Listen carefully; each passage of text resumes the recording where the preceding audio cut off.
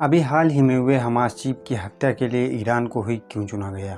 आखिर कतर और तुर्की और जहां पर इससे पहले हमास चीफ रहते थे उन देशों को क्यों नहीं चुना गया? आखिर क्या है वजह? इन सभी बातों को जानने के लिए चलिए आगे बढ़ते हैं वीडियो में। ईरान की राजधानी तेहरान में हमास सरगना इस्माइल हानिया की मौत के बाद मध्य पूर्व में बवाल मचा हुआ है। आशंका है कि ईरान इस हत्या का बदला लेने के लिए इजराइल पर हमला कर सकता है। इस बीच अमेरिका ने अपनी सेना को हाई अलर्ट कर दिया है। हमास सरगना इस्माइल हानिया की तेहरान में हत्या के बाद से ही मध्य पूर्व में तनाव चरम पर है। ईरान ने इस हत्या का आरोप इजराइल पर लगाया है। हालांकि इजराइल ने इन आरोपों को स्वीकार नहीं किया है और न ही खारिज किया है। हानिया हमास के पॉलिटिकल विंग का प्रमुख था और दुनिया भर के सरकारों के साथ बातचीत में शामिल था। अपनी मौत से चंद दिनों पहले हानिया ने चीन का दौरा किया था, जहां उसने अपने प्रतिद्वंदी समूह फतह के साथ शांति के प्रस्ताव पर वार्ता की थी। इसके बाद हानिया ईरान के नए राष्ट्रपति मसूद पेजेशकियान के शपथ ग्रहण में शामिल होने के लिए तेहरान पहुंचा था। उसकी हत्या ईरानी राष्ट्रपति के शपथ ग्रहण वाली रात को ही कर दी गई। तमाम लोगों को इस बारे में भी जानकारी नहीं है कि आखिर इस्माइल हानिया रहता कहाँ था। इस्माइल हानिया ने अपना पूरा जीवन इजराइल के खतरे से बचने पर खर्च कर दिया। इस्माइल हानिया हमास का पॉलिटिकल ब्यूरो चीफ होने के कारण अलग अलग देशों का दौरा करता रहता था। वह 2007 में फ़लस्तीन प्राधिकरण के प्रधानमंत्री पद से बर्खास्त होने के बाद से ही अलग अलग देशों में गुप्त रूप से रहता था। उसने कतर में शरण लेने का खुलासा किया।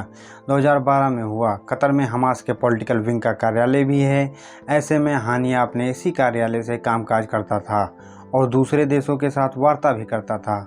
वह हाल के इजराइल हमास संघर्ष विराम वार्ता में भी सक्रिय रूप से शामिल था। इसके अलावा वह तुर्की में भी कुछ समय गुजारा था। अब आखिर फिर वही सवाल आता है कि इजराइल ने हमास चीफ को ईरान में ही क्यों मारा? वो अदर देशों में भी और दूसरे देशों में भी मार सकता था। विशेषज्ञों का कहना है कि हमास सरगना इस्माइल हानिया की हत्या के लिए ईरान की राजधानी तेहरान का चयन एक फुल प्रूफ प्लानिंग का हिस्सा है। इजराइल ने इस घटना को काफ़ी सोच समझकर अंजाम दिया है। इजराइल और ईरान की पुरानी दुश्मनी है। ईरान को हमास का कट्टर समर्थक माना जाता है। दूसरी ओर ईरान की सैन्य ताकत उतनी ज़्यादा नहीं है जिससे इजराइल को अपने अस्तित्व पर खतरा महसूस हो।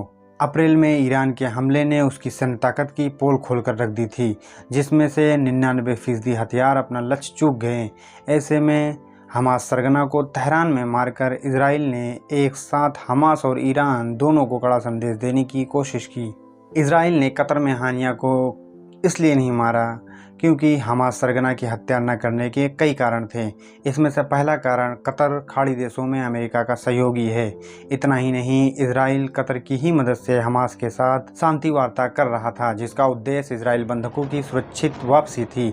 अगर इजराइल कतर में हमास सरगना को निशाना बनाता तो इससे मध्य पूर्व के बाकी देश खुलकर इजराइल के विरोध में खड़े होते और सैन्य विकल्प भी तलाशते। ऐसे में इजराइल को भारी नुकसान उठाना पड़ता और अब्राहम संधि के कारण मित्र बने मध्य पूर्व के देशों से भी इजराइल को हाथ धोना पड़ता। ऐसे ही इजराइल ने तुर्की में भी हमास चीफ की हत्या नहीं की। हमास चीफ की हत्या तुर्की में इसलिए नहीं मारा क्योंकि यह देश नाटो सदस्य है। नाटो के किसी एक सदस्य पर हमला पूरे गठबंधन पर हमला माना जाता है। वर्तमान में रूस से नज़दीकी के कारण तुर्की पहले से ही अमेरिका की नज़रों पर चढ़ा है। ऐसे में तुर्की में हमास चीफ की हत्या को राष्ट्रपति एर्दोगान युद्ध की चुनौती मानते हो और हो सकता था कि इस्लामी देशों का खलीफा बनने के चक्कर में छोटे पैमाने पर हमला भी कर देते। तुर्की सैन्य रूप से काफ़ी शक्तिशाली हैं और उनके साथ युद्ध में इजराइल को नुकसान उठाना पड़ता। दूसरा, तुर्की के नाटो सदस्य होने के कारण अमेरिका खुलकर इजराइल की मदद नहीं कर पाता। पश्चिम देश भी इजराइल से दूरी बना लेते। ऐसे में इजराइल ने तुर्की में हमास चीफ को निशाना न बनाना ही उचित समझा। तो इस तरह से इजराइल ने अपनी सारी दुनिया में अपनी छवि को भी बनाए रखने के लिए उसने कोई ऐसा कदम नहीं उठाया जिससे कि दूसरे देश भी इस युद्ध में आ जाएं और इजराइल को भारी खामियाजा भुगतना पड़े। इसलिए उसने ईरान में हानिया को मारना ही बेहतर समझा। ऐसे ही और वीडियो के लिए हमारे चैनल को लाइक और सब्सक्राइब करें।